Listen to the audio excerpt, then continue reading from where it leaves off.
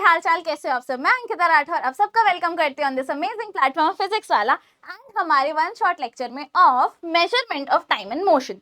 तो यहाँ पे हम डिस्कस करने वाले हैं कि टाइम और मोशन के बीच में क्या रिलेशनशिप है, कैसे दोनों एक दूसरे को अफेक्ट कर रहे हैं। आइए समझते हैं क्या क्या टॉपिक्स हम लोग कवर करने वाले हैं। बेटा सारे टॉपिक्स आपके इस चैप्टर के कवर हो जाएंगे इस शॉर्ट के अंदर, कुछ भी स्किप नहीं होने वाला है, डोंट वरी।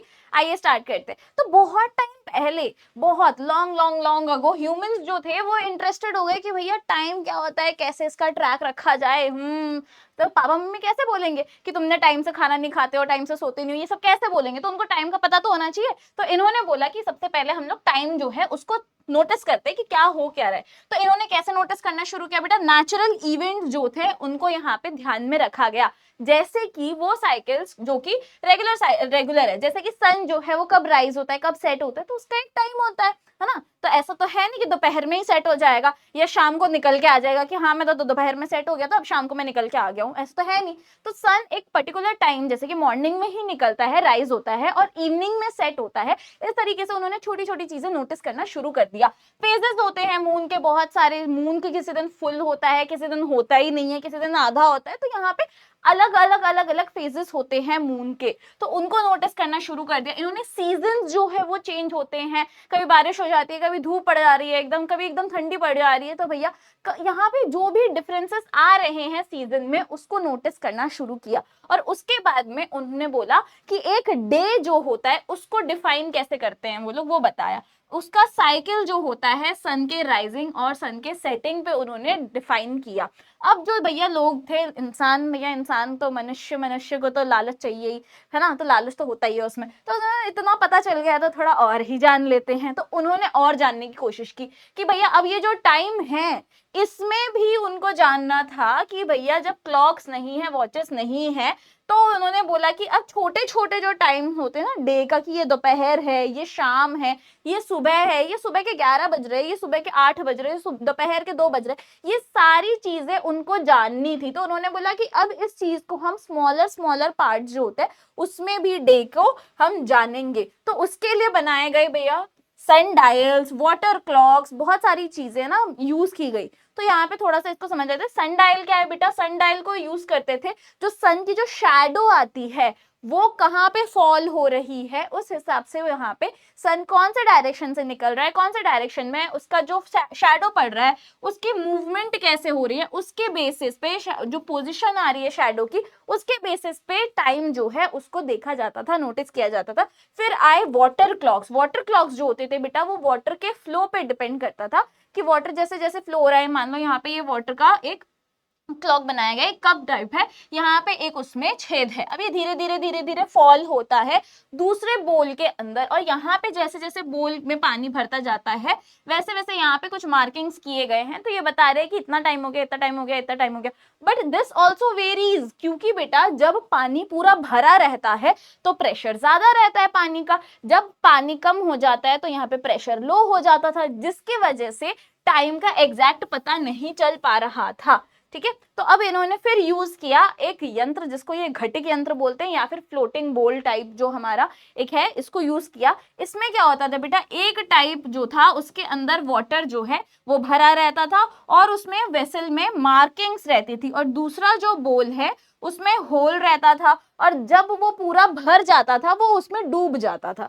ठीक है, एक बोल लिया, नहीं समझा बता देती हूँ। एक बोल लिया, अब इसके अंदर पानी भरा हुआ है, अब कोई नहीं बोलेगा ग्रीन पानी है, मैंने बना दिया, बस खत्म बात। चलो अब इसमें एक और छोटा सा बोल लिया इन्होंने। ठीक है, एक और छोटा सा बोल लिया, ये बोल इसमें रखा और इस बोल में है छेद। तो इसमें जब छेद है भैया तो धीरे धीरे इसके अंदर पानी भरेगा, है ना, इसके अंदर पानी भरेगा भरेगा भरेगा, तो अब वो जो फ्लोट कर रहा है वो धीरे धीरे धीरे उसके अंदर डूब जाएगा।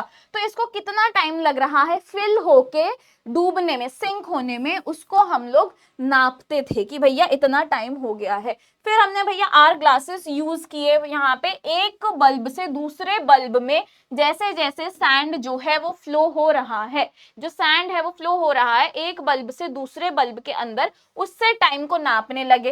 कैंडल क्लॉक्स यूज की गई हैं, जहाँ पे कैंडल्स जो था उनकी यहाँ पे मार्किंग्स लगा दी जाती थी कि भैया इतने टाइम हो गया है, इतना अगर कैंडल जल चुकी है मतलब इतना टाइम हो रहा है, इतनी तक जल चुकी है यानी इतना टाइम हो रहा है, और इतना तक जल चुकी है तो इतना टाइम हो रहा है। इस तरीके से कितनी कैंडल बर्न हो रही है उसके हिसाब से मार्किंग की जाती थी और उसके हिसाब से टाइम बताया जाता था।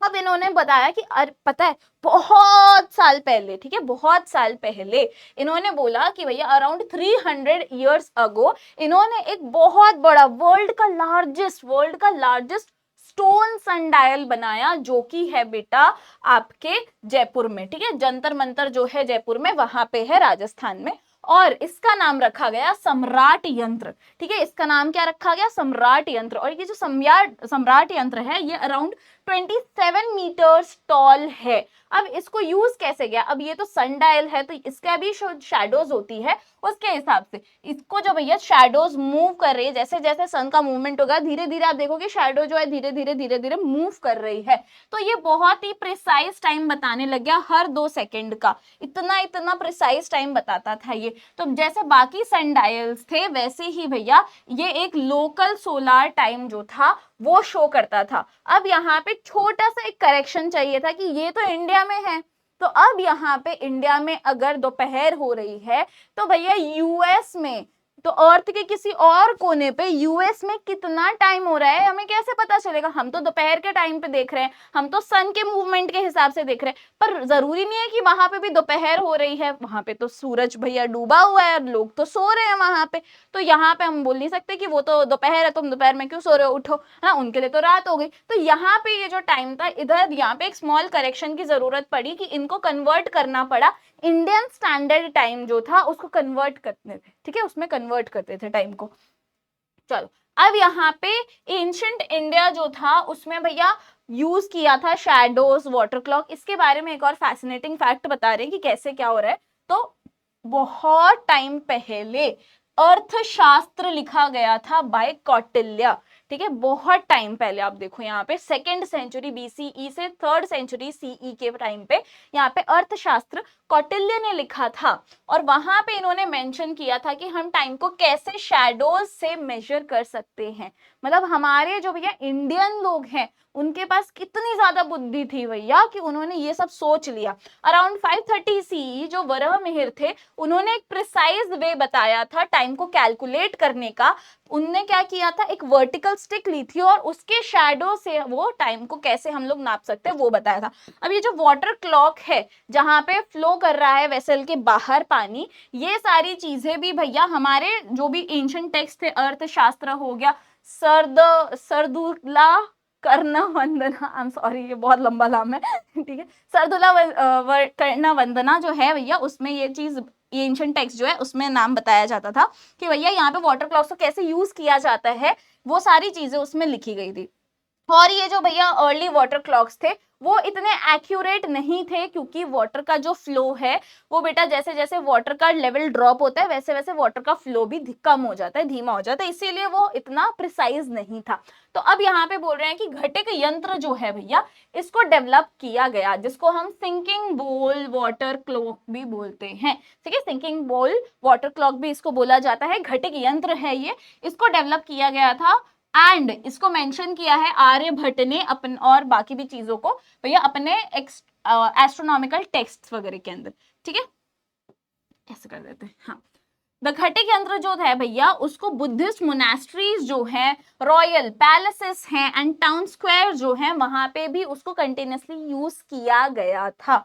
अब ये जो है भैया जब बोल जो है वो सैंक हो जाता है, मतलब सिंक हो जाता है, तब टाइम जो है वो अनाउंस करते थे ड्रम या कॉन्शेल्स या गॉन्ग्स जो होते थे उसके थ्रू कि देखो इतना टाइम हो गया है, ऐसे करके वो हर जगह पे बताया जाता था। जैसे ही ये डूबता था टाइम बता देते थे लोगों को। ऑल दो पेंडुलम क्लॉक जो थे उन्होंने घटिक यंत्र को बाद में रिप्लेस कर दिया, लेकिन स्टिल 19th सेंचुरी तक भैया ये चीजें ऐसे रिप्लेस हो गई थी। स्टिल वहां पे जो रिलीजियस प्लेसेस है वहां पे कुछ रिचुअल्स के लिए इनको यूज किया जाता था, ठीक है। अब बात आई गलीलियो गलीली की। जो गलीलियो गलीली जो है इन्होंने कुछ तो किया है भैया, पेंडुलम जो क्लॉक बनी है उसमें इनका कुछ योगदान है।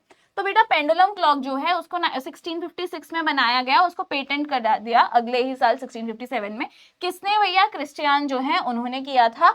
वो इंस्पायर हो गए थे गैलीलियो गैलीली की वर्क की वजह से। उन्होंने बोला भाई गैलीलियो गैलीली है, उनका एक वर्क है, उससे मैं बहुत इंस्पायर होके कुछ नया बनाऊंगा। उन्होंने बनाई पेंडुलम क्लॉक्स। अब वो काम क्या था वो देख लेते हैं। गैलीलियो जो थे उन्होंने नोटिस किया कि जो स्विंगिंग भैया होता है लैंप का, ठीक है, जो लैंप है वो ऐसे ऐसे स्विंग कर रहा है बैक एंड फोर्थ एक चर्च में। जब वो बैठे थे तब उन्होंने देखा। अब उन्होंने भैया टाइम कैसे नापते, तो उन्होंने अपनी ही पल्सेस जो होती है उससे नापा, और फिर उनको पता चला कि ये जो स्विंग हो रहा है लैंप जो होता है सेम अमाउंट ऑफ टाइम पे हर स्विंग लेता है, ठीक है। अगर वो इधर जाने के लिए 1 पल्स ले रहा है तो इधर आने के लिए भी 1 पल्स ले रहा है। मान लो इधर जाने के लिए 2 पल्स ले रहा है तो इधर आने के लिए भी 2 पल्स ले रहा है। तो उन्होंने देखा कि ये जो हर स्विंग है, हर स्विंग उनका एक पर्टिकुलर सेम टाइम ले रहा है।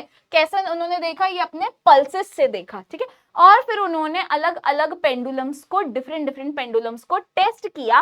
तब गैलीलियो को पता चला कि जो टाइम है एक कंप्लीट स्विंग लेने के लिए, एक यहां से यहां तक जो जा रहा है, मान लो यहाँ पे है कोई भी चीज, ये स्विंग हो रही है, जैसे झूला नहीं ऐसे जाते हैं, ठीक है। तो ये बोल रहे हैं कि यहाँ पे गया ये, मान लो, फिर ये यहाँ पे गया और ये वापस से अपने इस पोजीशन पे आ गया। मिड से स्टार्ट किया है इसने, यहाँ तक एक्सट्रीम तक गया, वापस यहाँ एक्सट्रीम तक गया और वापस से मिड तक आ गया। ये जो एक स्विंग लग रहा है, या फिर आप ये मान लो यहाँ से अगर स्टार्ट कर रहे हैं तो ये एक, और ये वापस से इधर तक जब पहुंच रहे हैं तो एक स्विंग के लिए बोल रहे हैं कि एक स्विंग का जो टाइम था वो हर पेंडुलम में सेम था, जो एक फिक्स्ड लेंथ की है। ऐसे नहीं कि मैंने एक छोटा पेंडुलम ले लिया, एक बड़ा पेंडुलम ले लिया, इन दोनों का सेम टाइम होगा, ऐसा नहीं है। अगर मैंने यहाँ पे 2 सेम हाइट के, दोनों सेम लेंथ के पेंडुलम लिए हैं तो ये दोनों सेम टाइम दिखाएंगे भैया, ये बोल रहे हैं। यहाँ पे सेम लेंथ के मैंने लिए हैं तो दोनों क्या है भैया, सेम टाइम दिखा रहे हैं मुझे। तो इन्होंने बोला कि ये जो डिस्कवरी है यही हेल्प किया था क्रिस्टियन जो थे उनको पेंडुलम क्लॉक्स जो है वो बनाने के लिए, वो क्रिएट करने के लिए, इसकी एक्यूरेसी जो है वो उन्होंने यूज की। अब उन्होंने बनाया एक सिंपल पेंडुलम। अब ये जो सिंपल पेंडुलम आपको दिख रहा है इसके बारे में यहाँ पे लिखा है कि सिंपल पेंडुलम जो होता है उसमें एक मेटल बॉल होती है जिसको हम बॉब बोलते हैं, और ये एक रिजिड सपोर्ट जो होता है उससे कनेक्टेड रहता है। यहाँ पे आपको एक बहुत रिजिड सा सपोर्ट दिख रहा है, ठीक है। यहाँ पे ये ऐसे नहीं है कि ऐसा फ्लेक्सिबल नहीं है कि ऐसे लहरा जाए, ऐसा नहीं है, ठीक है, बहुत रिजिड है ये। इसके बाद में यहाँ पे आपको एक लॉन्ग थ्रेड दिख रही है। अब ये जो लॉन्ग थ्रेड है एक्सटेंसिबल नहीं है कि थोड़ा सा ज्यादा खींचोगे तो एकदम ऐसे स्ट्रेच हो जाएगी, वैसी नहीं है ये, ठीक है, स्ट्रेचेबल नहीं है एकदम, ये नॉर्मल थ्रेड है। और फिर यहाँ पे नीचे एक मेटल जो बॉल होती है, मेटल की बॉल, वो लगा दी गई। इस मेटल की बॉल को बोला गया बॉब, ठीक है। ये जो मेटल की बॉल है इसका नाम रखा गया बॉब। अब जब बॉब रेस्ट पर है, आराम से यहाँ पे अपने पोजीशन पे, कहीं हिल डुल नहीं रहा है, आराम से रेस्ट कर रहा है, बढ़िया एकदम। तो ये बोल रहा है कि जब बॉब रेस्ट पर है तो इससे हम बोलते हैं इसकी मीन पोजीशन, ठीक है। ये क्वेश्चन बेटा एग्जाम में सिंपल पेंडुलम का आता है, ठीक है। 2 से 3 मार्क का क्वेश्चन आएगा कि सिंपल पेंडुलम को एक्सप्लेन करो, या फिर मीन पोजीशन क्या होती है ये पूछ लिया जाएगा, टाइम पीरियड क्या होता है ये पूछ लिया जाएगा, या फिर एक ऑसिलेशन क्या होता है ये पूछ लिया जाएगा। अब इसको थोड़ा सा शॉर्ट में मैं आपको समझा देती हूँ बेटे। आओ, यहाँ पे मैंने बोला कि मैंने एक लॉन्ग थ्रेड ली है, ठीक है, मैंने एक, टेढ़ी हो गई भाई गाइस, एक मैंने सपोर्ट लिया, ये मेरा रिजिड सपोर्ट है, यहाँ पे मैंने एक लॉन्ग थ्रेड ले ली, ठीक है, और इसके नीचे यहाँ पे एक बॉब है, ठीक है, इसके नीचे यहाँ पे एक बॉब है। अब मैंने क्या किया भैया, ये बॉब जहां पर है ये है इसकी मीन पोजीशन, ठीक है, ये क्या हो गया, इसकी मीन पोजीशन हो गई। अब इसको मैंने कोई भी नाम दे दिया, एक्स वाई जी कुछ भी दे दिया, एक्स दे दिया मान लो मैंने, ठीक है, इसको मैंने नाम दे दिया एक्स। अब यहाँ पे बोल रहा है कि इसको जब मैं यहाँ तक ऐसे खींच के लेके जाऊंगी और फिर छोड़ दूंगी, ठीक है, मैंने क्या किया, इसको यहाँ तक खींच के लेकर गई और ऐसे छोड़ दिया। तो अब यहाँ पे जहां तक मैं इसको खींच के लेकर जा रही हूँ, जहां तक मैं इसको खींच के लेकर जा रही हूँ, ये थोड़ा छोटा बन गया गाइज, ये दोनों सेम ही है, ठीक है, अब बड़ा बन गया, तुम अब चीटिंग करते हो, ठीक है, थोड़ा बहुत सिमिलर लग रहा है, ठीक है, ड्राइंग को मेरे इग्नोर कर दीजिएगा गाइस, ठीक। अब ये यहाँ तक जब मैं खींच के लेकर गई इसको तो ये मेरी एक्सट्रीम पोजीशन हो गई है, ठीक है, कहाँ तक लेके गई मैं, इधर तक लेके गई। अब ये क्या हो गई, मेरी ये एक्सट्रीम पोजीशन हो गई है कि भैया इस तक मैं लेकर आई हूँ, इससे ऊपर नहीं लेके गई मैं। ऐसे नहीं कि गोल गोल घुमा दिया मैंने, चक्री बना दी, ठीक है। मैंने क्या किया, इसको मैं यहाँ तक लेकर नहीं गई हूँ, इसको मैंने यहाँ तक लेके गई और छोड़ दिया, तो ये मेरी एक्सट्रीम पोजिशन हो गई। मान लो इसको मैंने नाम दे दिया ए, ठीक है। ये जो मेरी एक्सट्रीम पोजिशन है, इसको मैंने नाम क्या दिया है, इसको मैंने नाम दिया है ए, ठीक है। इसको मैंने ए नाम दे दिया है। अब जब मैं इसको छोड़ दूंगी, ठीक है, अब जब मैं इसको छोड़ दूंगी यहां से, तो ये आएगी यहां तक बेटे। जितना यहाँ पे दूरी इसने तय की है, जितना यहाँ पे इसने दूरी तय की है, जितना ऊपर तक मैंने छोड़ा है, उतना ही डिस्टेंस ये कवर करके इधर आएगी, ठीक है। तो अब मान लो कि ये मुझे यहाँ पे आते हुए दिखी, तो ये इसका एक्सट्रीम पोजीशन नंबर 2 रहेगा, ठीक है। ये क्या है, इसके ऊपर नहीं जाएगी, ऐसा नहीं है इसको मैंने यहाँ तक ही लेके गई तो यहाँ पे आके एकदम ऐसे गोल घूम जाएगी, चक्री, बिल्कुल, है ना। तो यहाँ पे क्या बोल रहा है, ये इसकी एक्सट्रीम पोजीशन हो गई, जिसको हम बोलेंगे, कुछ ऐसे अल्फाबेट दे देते, इसको मैं बोल देती हूँ बी, ठीक है। एक्सट्रीम पोजीशन बी पर आ गई। अब देखो यहाँ पे आपको समझ में आया है क्या हो रहा है, एक मिनट कलर बदलते हैं गाइस, ठीक है। अब यहाँ पे बोल रहा है कि मैंने एक रिजिड सपोर्ट लिया, वहां से मैंने एक मेटल बॉल को लटकाया एक थ्रेड यूज करके। ये जो पोजीशन है इसको मैं बोलूंगी मीन पोजीशन, जहां पे ये रेस्ट कर रही है, आराम से है। अब इसको आप अभी भूल जाओ। अब मैंने क्या किया भैया, इसको भूल जाना है, यहाँ पर लेकर गई मैं, इसको यहाँ ले जाके मैंने छोड़ दिया। जब मैं यहाँ से छोड़ती हूँ तो यहाँ पे ए से ये बी तक जाएगी, ठीक है, और बी से वापस से ए तक आएगी। तो ये जब ए से बी तक जा रही है और बी से ए तक वापस आ रही है, इसको मैं वन ऑसिलेशन बोलूंगी, ठीक है। इसे हम क्या बोलते हैं, वन ऑसिलेशन। यानी कि जब मैं यहाँ पे ए पर इसको लेकर गई, छोड़ा मैंने, ये बी पर आया और बी से वापस से ए पे गया, ये मेरी एक ऑसिलेशन कंप्लीट हो गई, ठीक है। तो ये जो पेंडुलम है, इसको लिख भी देते हैं भाई। अगर ये ए पे है, ए से ओ के पास होते हुए ये चले गया है बी पे, और बी से ये वापस से ये ए पर आया है ओ को क्रॉस करते हुए, ठीक है, सॉरी एक्स, यहाँ पे तो हमने एक्स लिया है गाइस, हाँ। ए जो है वो एक्स को क्रॉस करते हुए बी तक गया है और बी से वापस से एक्स को क्रॉस करते हुए ए तक आया है, तो ये मेरी हो गई बेटा वन ऑसिलेशन, ठीक है। इसे हम बोलेंगे वन ऑसिलेशन, ठीक है। इतना क्लियर है। अब इसकी एक और डेफिनेशन है, कंफ्यूज मत होना, दो डेफिनेशंस हैं कि मैम ने तो ये बताया था लेकिन हमारे क्लास में जो है वो तो अलग बताया गया या बुक में अलग लिखा है, वो भी मैं आपको बता देती हूँ, पर कंफ्यूज मत हो जाना। ये बोल रहा है कि बेटा एक्स से जब ए पे जा रहा है, एक्स से ए पे गया, ठीक है, ए से बी पर गया, ठीक है, ए से कहाँ गया, बी पर गया, और वापस से एक्स पे आया, इसको भी हम वन ऑसिलेशन बोलते हैं। और ये बिल्कुल बिल्कुल सेम है, ठीक है, कहीं पे ज्यादा कहीं पे कम ऐसा नहीं हो रहा है, दोनों में सेम डिस्टेंस कवर हो रहा है। मान लीजिए, ठीक है, मान लेना है अभी अपने को, कोई झगड़ा नहीं करेगा, मान लो मीन पोजीशन है, यहां से ए पे जाने के लिए 2 सेंटीमीटर लग रहे हैं, ठीक है, 2 सेंटीमीटर का डिस्टेंस है, यहां से इसके बीच में भी 2 ही सेंटीमीटर होगा। मैंने क्या बोला था, जितना मैं यहाँ लेके जा रही हूँ उतना ही मेन पोजीशन पे इस तरफ जाएगा, ठीक है। तो अब जब मैं बोल रही हूँ ए से एक्स पे गया, यानी कि ए से एक्स पे होते हुए उधर जा रहा है, तो 2 सेंटीमीटर ये, 2 सेंटीमीटर ये, तो इस वाले केस में क्या हुआ भैया, 4 सेंटीमीटर तो इसने वहां जाते हुए कवर किया और 4 सेंटीमीटर इसने यहाँ आते हुए कवर किया, तो कितना हो गया बेटा, 8 सेंटीमीटर हो गया, है ना। समझ में आया, 2 सेंटीमीटर उधर, 2 सेंटीमीटर इधर, तो 8 सेंटीमीटर हो गया, ये एक ऑसिलेशन हो गया, ठीक है। सेम अगर आप इस केस में देखोगे तो x से a पे गया यानी कि 2 सेंटीमीटर, ठीक है, a से b पे गया 4 सेंटीमीटर, अब b से x पे आया 2 सेंटीमीटर, तो ये भी तो अगर आप ऐड करोगे तो 8 सेंटीमीटर होता है, ठीक है। तो दो इसके डेफिनेशंस हैं कि अगर मीन पोजीशन से आप काउंट कर रहे हो तो भी, और अगर आप एक्सट्रीम टू एक्सट्रीम भी काउंट कर रहे हो तो भी उतना ही होगा, ठीक है। तो ये हो गया आपका वन ऑसिलेशन जो है उसका डेफिनेशन, ठीक है पूरा। यहाँ पे क्या बोल रहा है कि बॉब जो है वो स्लाइटली एक साइड पे अगर आप लेके गए और आपने उसको रिलीज कर दिया तो वो स्विंग होता है, बैक एंड फोर्थ ऐसे ऐसे जाता है, इस मोशन को हम बोलते हैं ऑसिलेटरी मोशन। अब यहाँ पे बोल रहा है ये जो मोशन है ये पीरियोडिक है, क्योंकि ये थोड़े थोड़े टाइम में खुद को रिपीट कर रहा है, ठीक है, रिपीट कर रहा है, सेम पाथ, उसी पाथ पे जा रहा है। After a fixed interval of time, उतना ही टाइम इधर के लिए ले रहा है, उतना ही टाइम इधर के लिए ले रहा है। ऐसे नहीं कि ए से बी जाने के लिए उसने 5 सेकंड लिए तो बी से ए जाने के लिए वो बोल रहा है अब मैं 10 सेकंड बाद जाऊंगा, अभी मेरा मन हो गया है, ठीक है, ऐसे नहीं होता। चलो अब ये जो सिंबल पेंडुलम है इसी के बारे में थोड़ा सा और चीज लिखा है। वन ऑसिलेशन क्या होता है वो आपको बताया है, यहाँ पे ओ लिया है मीन पोजीशन और उसके थ्रू बताया है, जो मैंने आपको 2 डेफिनेशन दी है वही है ये चीज। ऑल्टरनेटिवली दूसरा वाला जो मैंने आपको बताया था वो भी यहाँ पे बताया है। अब यहाँ पे बोल रहा है कि टाइम पीरियड क्या होता है, जितना टाइम लग रहा है पेंडुलम को पूरा एक ऑसिलेशन लेने के लिए, ठीक है, एक पूरा ऑसिलेशन करने में कितना टाइम लग रहा है, 3 सेकंड लग रहे हैं, 5 सेकंड लग रहे हैं, 2 सेकंड लग रहे हैं, 10 सेकंड लग रहे हैं, 15 सेकंड लग रहे हैं, कितना टाइम लग रहा है एक पेंडुलम को एक ऑसिलेशन कंप्लीट करने के लिए, उसे हम कहते हैं उसका टाइम पीरियड, ठीक है, उसे हम कहते हैं टाइम पीरियड।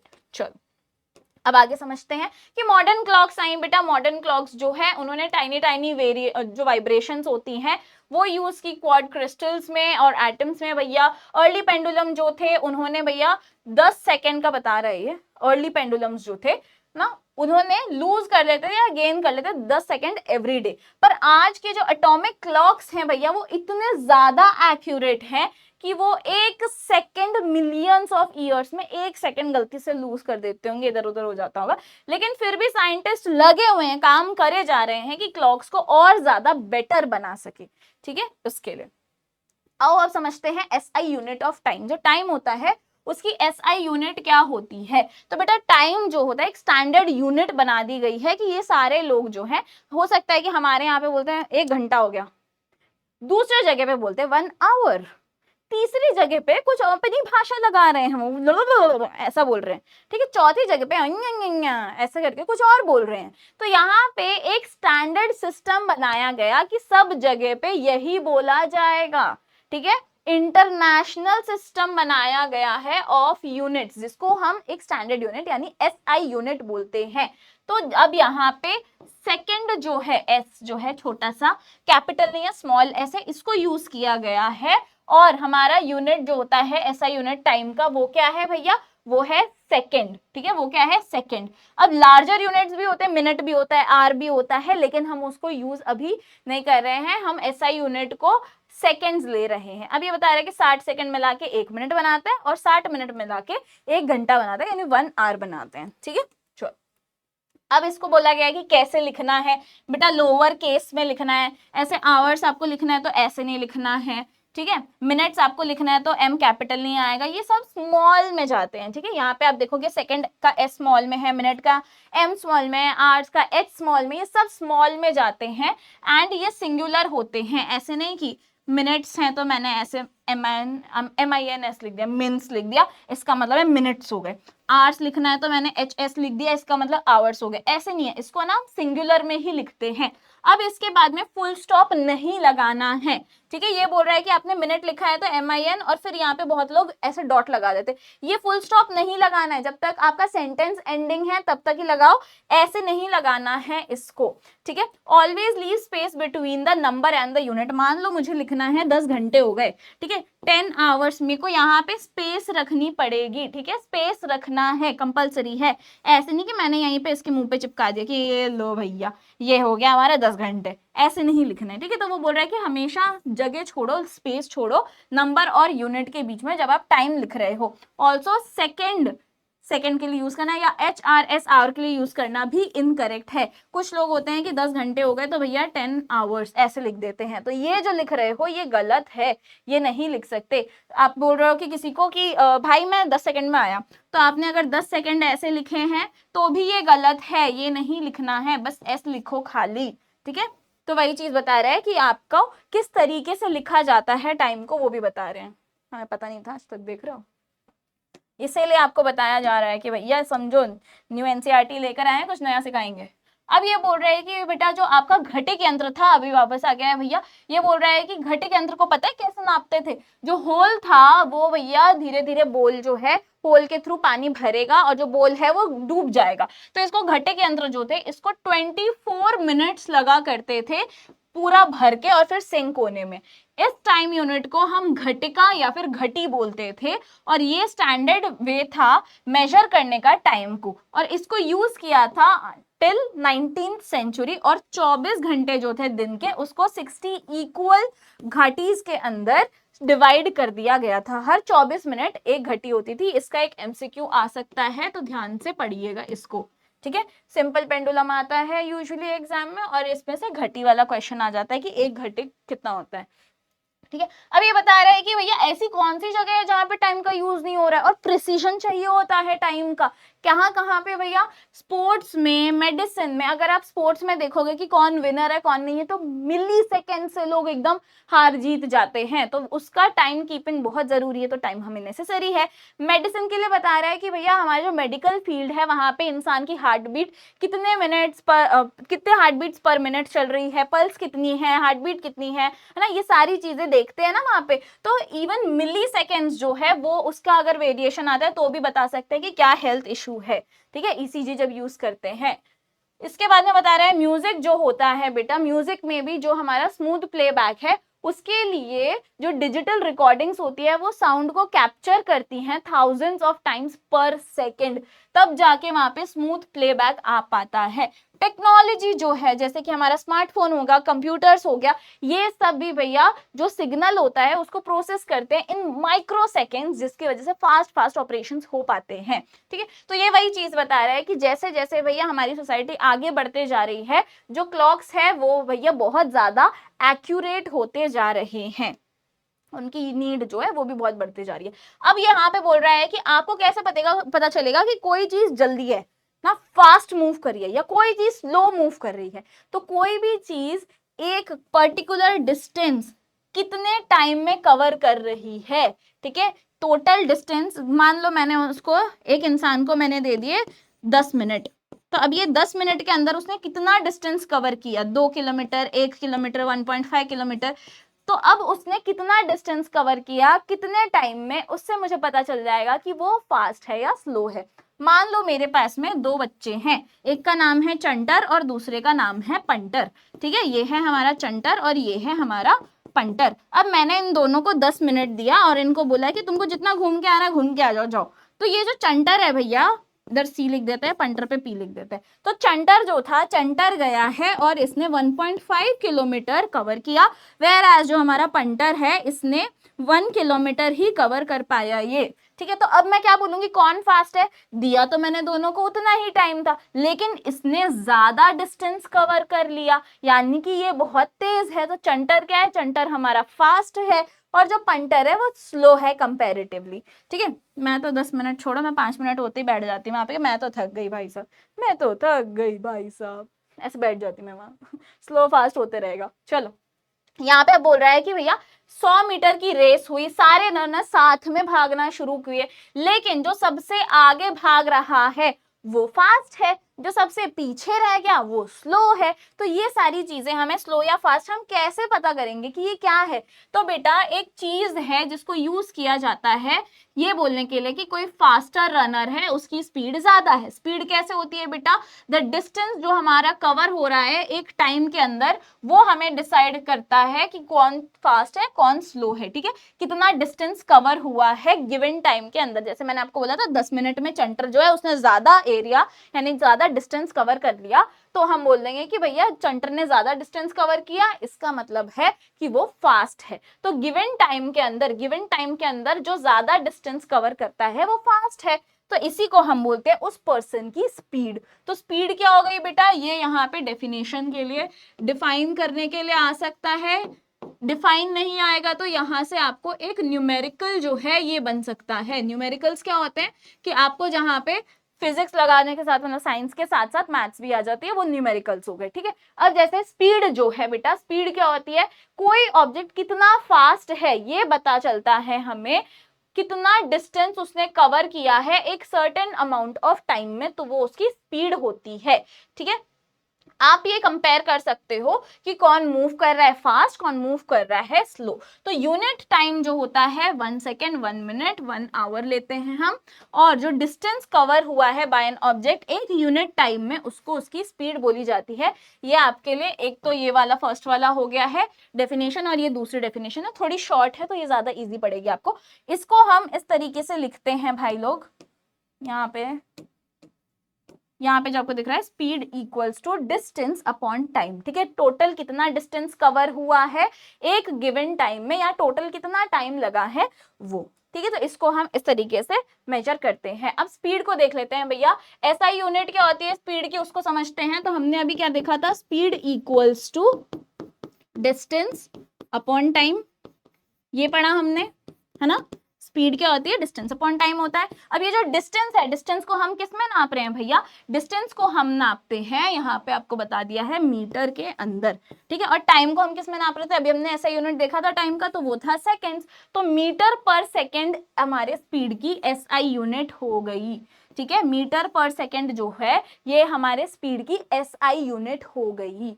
ठीक है, तो यहाँ पे बोल रहा है कि यूजुअली आप ऐसे तो कर नहीं सकते कि हाँ भैया एक ट्रेन है उसने 3 दिन लिए कवर करने के लिए, इतना किलोमीटर किया, अब इसको मैं आप उसको कन्वर्ट करो। तो भैया सेकंड्स में जाओगे तो कितने सारे जीरो लग जाएंगे, मीटर में जाओगे कितने सारे जीरो लग जाएंगे। इसीलिए हम usually kilometre per hour longer distance के लिए यूज करते हैं। ठीक है, लॉन्गर डिस्टेंस के लिए और लॉन्गर टाइम्स के लिए हम स्पीड जो होता है उसको किलोमीटर पर आवर में यूज करते हैं। लेकिन एसआई यूनिट जब आपसे पूछा जाए बेटा, ये एमसीक्यू का क्वेश्चन बन सकता है आपका यहाँ से। ठीक है, तो वो रहेगा आपका मीटर पर सेकेंड ओनली। ठीक है, चलो अब यहाँ पे इनका आपस का रिलेशनशिप बता दिया है, इसको मैं थोड़ा सा शॉर्ट में आपको समझा देती हूँ बेटा। इसको आप कैसे लोगे, अपन 3 केसेस लेंगे अभी। ठीक है, 3 केसेस ले लेते हैं पहले, चलो यहीं से लिख लेते हैं भाई। आओ, हमने क्या पढ़ा, speed equals to distance upon time. Maths हम सबने पढ़ी है ना, मैथ्स भी तो पढ़ते हो क्या, सिर्फ साइंस तो नहीं पढ़ते ना, मैथ्स भी पढ़ते हो। तो आओ थोड़ा सा इसको हम अच्छे से डिटेल में समझते हैं। अब यहाँ पे स्पीड तो हमें पता चल गया, स्पीड को कैसे कैलकुलेट करना है। मान लो कोई आपको हमने न्यूमेरिकल दिया जिसमें आपको डिस्टेंस दिया है, टाइम दिया है, स्पीड आपको खुद से निकालनी है, आप निकाल लोगे, या फॉर्मूला लगाओ, हो गया। ठीक है, लेकिन अगर आपको मैंने बोला नहीं आप डिस्टेंस फाइंड आउट करके दिखाओ, कैसे करोगे बेटा, यहाँ पे जो स्पीड है, यहाँ पे जो स्पीड है इसके साथ में आप यहाँ पे टाइम लेकर आओगे, तो टाइम क्या हो जाएगा, मल्टीप्लाई हो जाएगा। यहाँ पे डिवाइड हो रहा है, यहाँ पे जाके मल्टीप्लाई हो जाएगा। ये आपको बता देगा कि डिस्टेंस कैसे कैलकुलेट करना है। ठीक है, तो डिस्टेंस कैलकुलेट कैसे करोगे, स्पीड इनटू टाइम आपका डिस्टेंस बताएगा।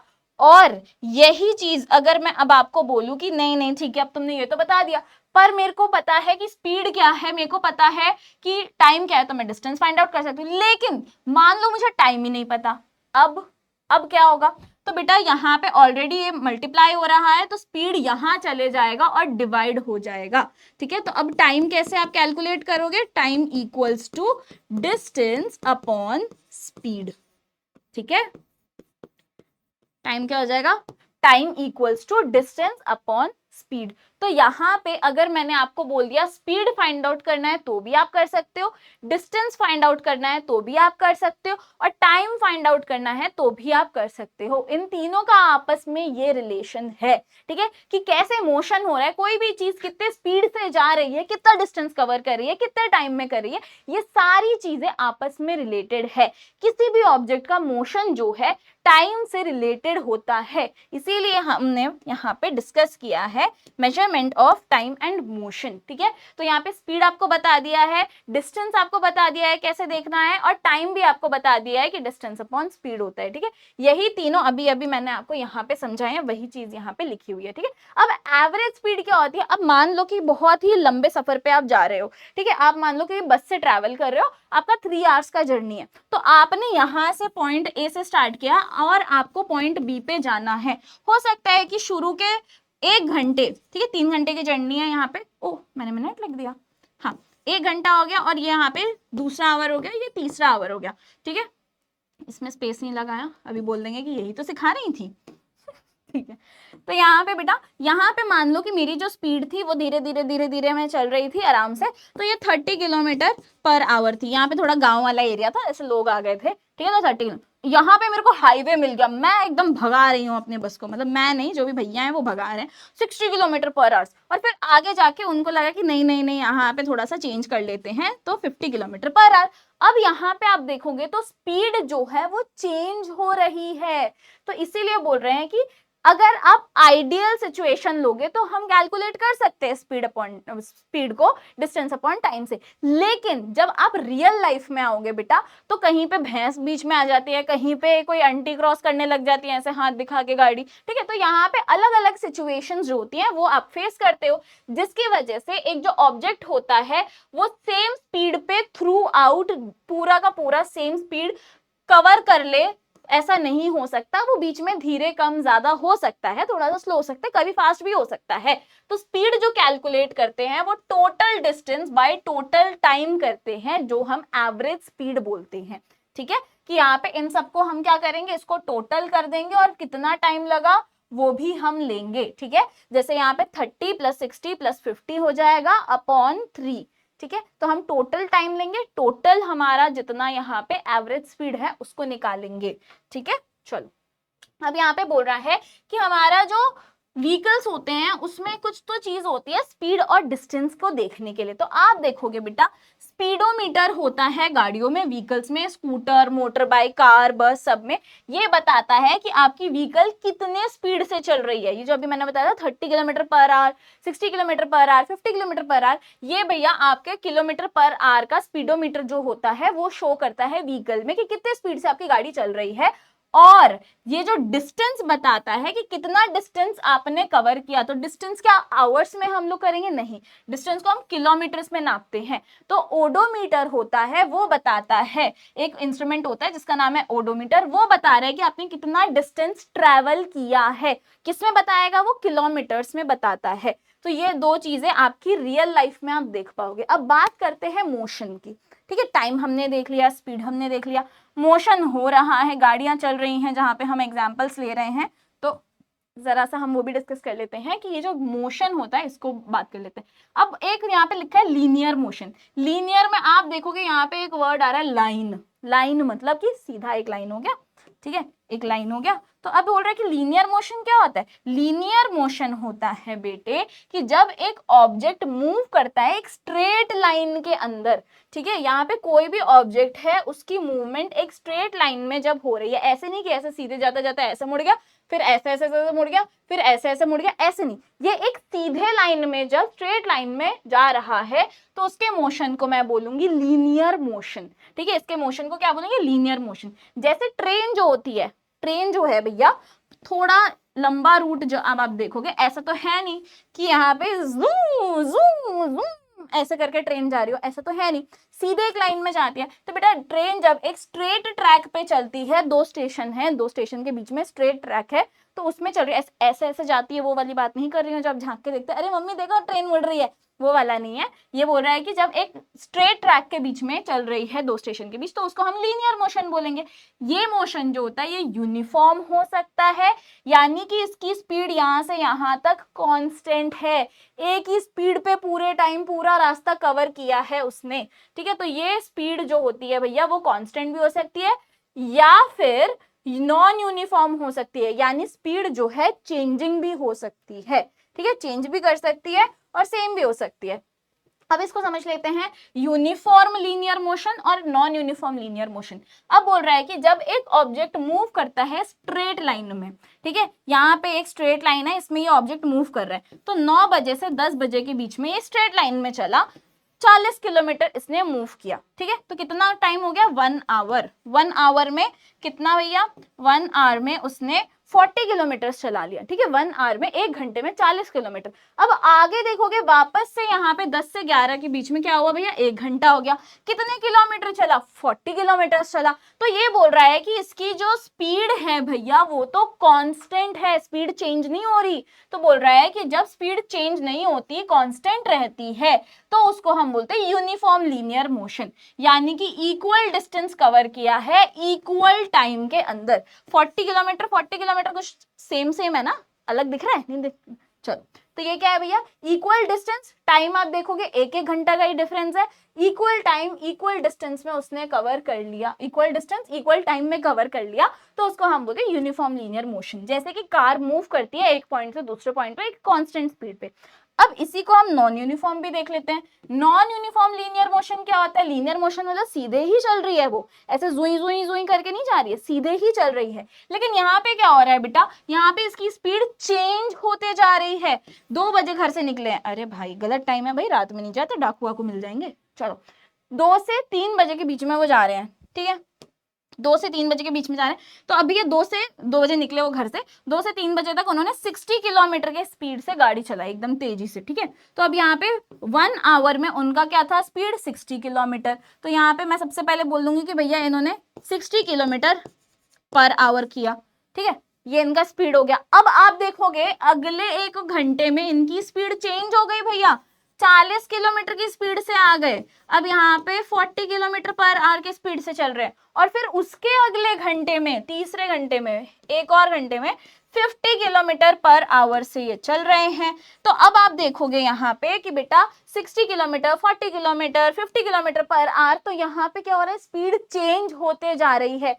टाइम उतना ही है, 1-1 घंटे का टाइम देखा हमने, लेकिन स्पीड जो है उसकी क्या हो रही है भैया, डिस्टेंस जो कवर किया है वो अलग अलग है, यानी स्पीड चेंज हो रही है। तो वही चीज बोल रहा है, अनइक्वल डिस्टेंस जो है वो उसने इक्वल इंटरवल ऑफ टाइम में किया है। टाइम उतना ही था पर जो डिस्टेंस उसने कवर किया है वो सेम नहीं है, ठीक है, यहाँ पे सेम नहीं है। पहले 60 किलोमीटर किया था, फिर 40 किलोमीटर कर दिया, और फिर बाद में उसने 50 किलोमीटर कर दिया, तो यहाँ पे चेंज होते जा रहा है। तो बोल रहा है कि कार जब ए से बी तक और सी से डी तक अलग अलग स्पीड में जाती है तो वो हम बोलते हैं non uniform linear motion. Linear क्यों? क्योंकि सीधे लाइन पे चल रही है। नॉन यूनिफॉर्म क्यों? क्योंकि स्पीड चेंज हो रही है। खत्म, समझ में आया? चलो बहुत बढ़िया। अब भैया लास्ट एक बात है कि रियल लाइफ में क्या होता है एक्चुअल में, कि बेटा यूनिफॉर्म मोशन जो है एक आइडियल कॉन्सेप्ट है, ठीक है। ये क्या बता रहे हैं, यूनिफॉर्म मोशन जो है कहीं सुनी बातें हैं, ऐसा बोल रहे हैं, ठीक है।